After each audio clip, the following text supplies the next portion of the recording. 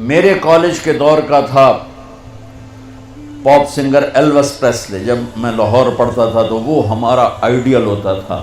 وہ نشے کر کر کر ٹوائلٹ میں مر گیا. جس دن وہ مرا تھا کتنی لڑکیاں خودکشی کر گئی تھیں اس کے پیچھے, اور وہ تھکی ہوئی زندگی برباد کر گیا اپنے آپ کو, نشوں میں تباہ کر گیا اپنے آپ کو. کہ جب انسان اللہ سے ٹوٹتا ہے, مرد ہو یا عورت, لڑکا ہو یا لڑکی, پڑھا ہو ان پڑھ ہو, جب وہ اللہ سے ٹوٹتا ہے, جب اللہ کے نبی سے ٹوٹتا ہے, تو کٹی پتنگ کی کوئی منزل ہوتی ہے؟ جس گاڑی کے چلتے بریک فیل ہو جائیں اس کی کوئی منزل ہوتی ہے؟ پانی جب طوفان بن کے نکلتا ہے تو اس کی کوئی منزل ہوتی ہے؟ میرے رب کی قسم بچوں, اب میرا سرمایہ ہو, یہ سب میرا سرمایہ بیٹھا ہوا ہے, میرا نہیں, یہ میرے دیس کا سرمایہ بیٹھا ہوا ہے. جنید جمشید کے اللہ درجے بلند کرے. میں ایک جگہ بیٹھا تھا, وہاں ٹی وی چل رہا تھا, تو میں نے دیکھا اسکرین پر ایک بڑا خوبصورت نوجوان ڈانس کر رہا ہے اور اس کے ساتھ 10-12 لڑکیاں ڈانس کر رہی ہیں. تو میرے جی میں آتا ہے کہ اسے کون ہدایت دے گا, اور یہ اتنا خوبصورت نوجوان ہے اور اس طرح مر گیا تو اس کا کیا حشر ہوگا. یہ مجھے اس پہ ترس آ رہا ہے اور دل میں خیال آ رہا ہے کہ اس کو تو ہدایت نہیں مل سکتی, کہ جائے گا کون اس کے پاس. 4 مہینے بعد میں کراچی میں ہوں, ایک نوجوان میرے پاس آتا ہے کہ ایک پاکستانی گلوکار آپ کو ملانا ہے. میں نے کہا ملا دو. جب وہ اندر آتا ہے تو وہ وہی ہے جس کو میں اسکرین پہ دیکھتا ہوں, جنید جمشید.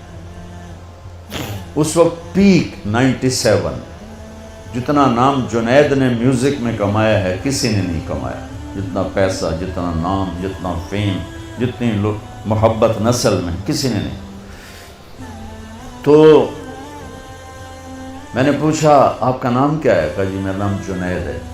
کیا کرتے ہو؟ کہا میرا میوزک سے تعلق ہے. میں نے کہا آپ گاتے ہیں بجاتے ہیں؟ کہنے لگا جی میں گاتا ہوں, دل دل پاکستان میں نے گایا ہے.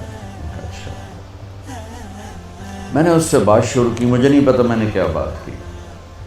تو وہ نا پہلے یوں منہ چھپا کے بیٹھا تھا, پھر اس نے یوں کپڑا ہٹا دیا اور ایسے کر کے میری سنتا رہا. پھر مجھ سے کہنے لگا ایک سوال کروں؟ میں کہا کرو. کہا ایک پاکستانی نوجوان جو خواب دیکھتا ہے کبھی ایسا ہوتا کہ ایسا ہوتا, اور جس گلیمر کو وہ خوابوں میں دیکھتا ہے وہ مجھے فزیکلی میرے پاس موجود ہے. میں تو اسے دیکھ چکا تھا اسکرین پر, وہ فزیکلی میرے پاس موجود ہے, لیکن یہاں اندھیرا ہے. سینے پہ ہاتھ رکھ کے کہنے لگا یہاں اندھیرا ہے, اور یہاں کہنے لگا یہ خالی ہے, یہ خالی. ایسا کیوں ہے؟ میری تو ہر خواہش پوری ہے, پھر یہ کیوں ہے, یہ اندھیرا کیوں ہے؟ مجھے لگتا ہے میں وہ کشتی ہوں جس کے لیے کوئی ساحل کوئی نہیں. کیا خوبصورت بات اس نے کی. میں نے کہا تو بہت آسان بات ہے. کہنے لگا کیا؟ میں نے کہا تمہیں درد ہو رہا ہے اس گھٹنے میں, تم میڈیسن لگا رہے ہو ٹیوب اس گھٹنے پر, یہاں درد نہیں, دوا لگانے کا فائدہ کوئی نہیں. یہاں درد ہے, یہاں دوا جا نہیں رہا, تو تمہیں ٹھیک کیسے ہوگی؟ کہنے لگا میں نہیں سمجھا. میں نے کہا یہ جو خلا ہے تیرے جسم میں نہیں, تیری روح میں ہے. روح کو لڑکی کا نہیں پتہ, روح کو میوزک کا نہیں پتہ, روح کو شراب کا نہیں پتہ, نشے کا نہیں پتہ. اسے صرف 2 کا پتہ ہے, ایک اللہ جس نے اسے بنایا, اور ایک اللہ کا نبی جس نے اسے اس کا صحیح طریقہ سمجھایا. ان 2 کے علاوہ کوئی غذا روح کی نہیں. مگر تم میں بھوک لگی ہو گا سکتے ہو کہ نہیں؟ پیاس لگی ہو گا سکتے ہو نہیں؟ نیند چڑھی ہوئی ہو گا سکتے ہو نہیں؟ کیونکہ جسم کی ڈیمانڈ تم پوری نہیں کر رہے ہو تو تم گا نہیں سکتے ہو. ایسے ہی روح میں ایک فریاد اٹھتی ہے جب اسے آپ اللہ کا تعلق نہیں دیتے, جب آپ نماز نہیں پڑھتے, جب آپ سچ نہیں بولتے, جب آپ حرام سے نہیں بچتے, جب آپ جھوٹ سے نہیں بچتے, جب آپ نافرمانی سے نہیں بچتے, جب آپ نشوں سے نہیں بچتے ہو, تو پھر اس کے اندر ایک فریاد پیدا ہوتی ہے, ایک پکار پیدا ہوتی ہے. وہ فریاد اور پکار وہ ڈپریشن بنتی ہے, وہ اینزائٹی بنتی ہے. وہ بیماری کچھ نہیں ہے, وہ صرف یہ ہے کہ اسے بھوک ہے تم روٹی نہیں کھلا رہے، اسے پیاس ہے تم پانی نہیں. دیکھو میں نے پانی ساتھ رکھا ہوا ہے پینے کے لیے کہ میں انہیں بیان کر رہا ہوں مجھے پانی ساتھ پینا ہے. تو ایسے ہی روح میں ایک پکار اٹھتے مجھے اللہ چاہیے، مجھے کچھ نہیں چاہیے. وہی اللہ کی قسم جنت میں بھی جا کر جب اللہ سامنے آئے گا نا تو کسی کو نہ حوریں یاد رہیں گی نہ کھانے یاد رہیں گے. یا اللہ بس تجھے ہی دیکھتے رہیں اور کچھ نہیں چاہیے، تیرا دیدار ہو اور کچھ نہیں چاہیے. یہ ایسی چیز. ہم عصر کے قریب ہیں، آپ کی ابھی ظہر بھی نہیں ہوئی ہے.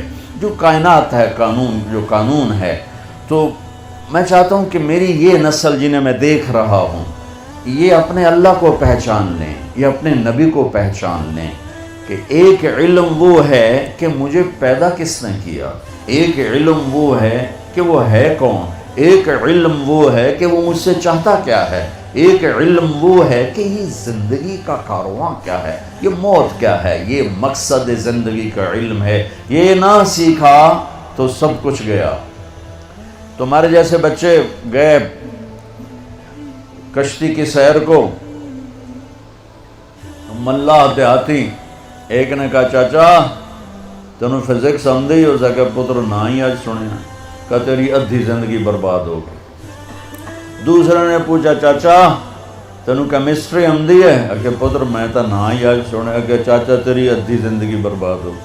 تیسرے نے پوچھا چاچا زالوجی آمدی ہے کہ نہیں پتر پتہ نہیں کی بلا ہے کہ چاچا تیری ادھی زندگی برباد ہو گئی.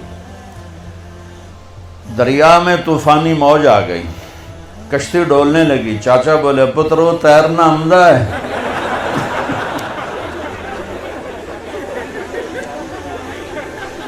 پترو تیرنا آمدہ ہے کہ چاچا کوئی نہیں ہے کہ میری ادھی گئی توڑی ساری گئی.